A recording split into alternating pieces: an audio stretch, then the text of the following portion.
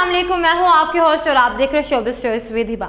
जैसे कि काफ़ी दिनों से एक ही टॉपिक पर बहस चल रही है, वो बहस मलाला के कंट्रोवर्शियल बयान पर है। इस बयान की हकीकत क्या है, इसी को जानने के लिए प्रोग्राम को लास्ट तक ज़रूर देखें और आज होगा इस स्टोरी का postmortem. So let's see.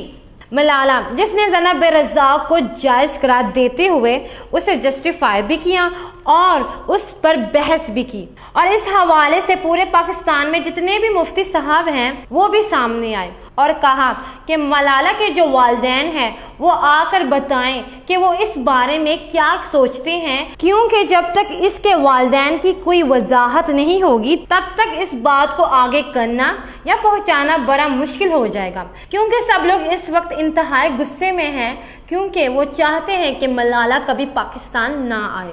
Malala के बयान पर जब मुफ्ती साहब, जिनका नाम शहाबुद्दीन है, उन्होंने मलाला के वालिद को ट्विटर पर मेंशन करके कहा कि मलाला का ये इंटरव्यू काफ़ी सोशल मीडिया पर गर्दिश कर रहा है, इसकी वजाहत करें। जिस पर मलाला के वालिद ने उनको जवाब दिया कि मलाला के इंटरव्यू में से ये मेन चीज़ें निकाल कर सोशल मीडिया पर नेगेटिव वे में पेश की गई है और कोई ऐसी बात नहीं। जी हाँ, अब हम बात करेंगे एक मैगजीन की जिसका नाम वोग है। वोग वो मैगजीन है जहां हॉलीवुड की टॉप लिस्टेड एक्ट्रेस या वो लोग जो बहुत फेमस इन्फ्लुएंसर्स हैं, जिन्होंने अपनी ज़िंदगी में बहुत बड़ा काम किया हो, वो ही इस मैगजीन का हिस्सा बनते हैं। मलाला, जिसने बहुत कम उम्र में नोबेल प्राइज़ हासिल किया, और पाकिस्तान के लोग ये समझते हैं कि मलाला एक गद्दार है और बाहर के लोग उसे इसीलिए नोबेल प्राइज़ दे रहे हैं, क्योंकि अगर वो लोगों की तालीम के लिए काम कर रही होती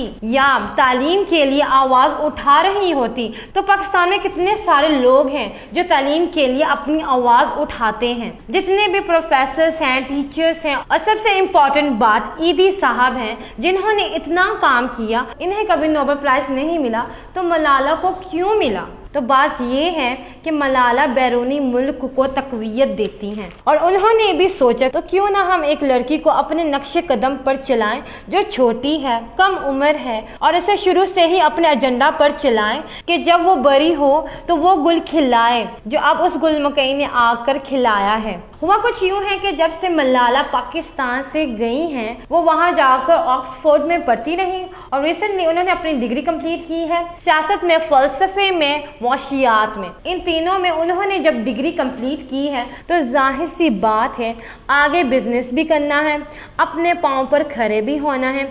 अपने पाँव पर खड़े होने के लिए मलाला ने पार्टनरशिप की है और वो पार्टनरशिप एप्पल कंपनी के साथ की है और मलाला ने अपनी एक कंपनी रजिस्टर की है और उस कंपनी का नाम एक्स्ट्रा करिकुलम है। और मलाला का कहना है कि इस कंपनी एक्स्ट्रा करिकुलम का मकसद लाफ्टर है, जिससे लोगों के चेहरे पर हंसी आ जाए, और इसी वजह से मलाला को कुछ ऐसा करना था जिसकी वजह से वो कंट्रोवर्सी में आए और वायरल हो, क्योंकि नोबेल प्राइज़ तो बहुत पुराना हो गया था और उन्हें अपनी कंपनी चलाने के लिए फेमस होना था। मलाला ने वॉक के लिए फ़ोटोशूट करवाया और उस मैगज़ीन के कवर पेज में मलाला की पिक आई, और इस कवर पेज में वही लोग आते हैं जो बहुत बोल्ड होते हैं या बोल्ड स्टेटमेंट देते हैं, और उन्होंने मलाला का इंटरव्यू किया और इधर उधर की बातें पूछी। लास्ट में बात आई प्यार, रिलेशन और शादी पे।